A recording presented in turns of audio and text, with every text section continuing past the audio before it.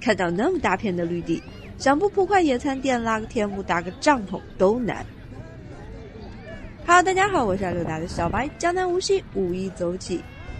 这个时候来，真的风和日丽，山明水秀，连在大马路旁骑车都好舒服。看车流就知道这里的人气。环湖路路边已然变身临时停车场。要说环境，这一带真的是绝子。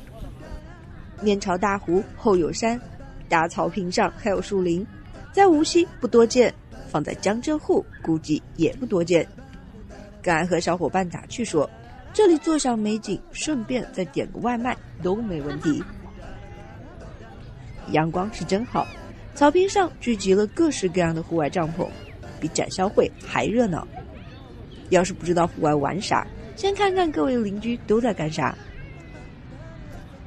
慢慢悠悠的散步，或者放个风筝，或者看娃玩耍，或者吃吃喝喝，拍拍美照，即使放空都好。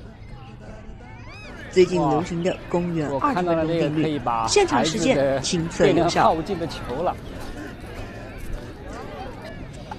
不过今年来倒是有2个意外，一是平时没有注意到的鸭子船，今年让人大开眼界，鸭子大队真壮观。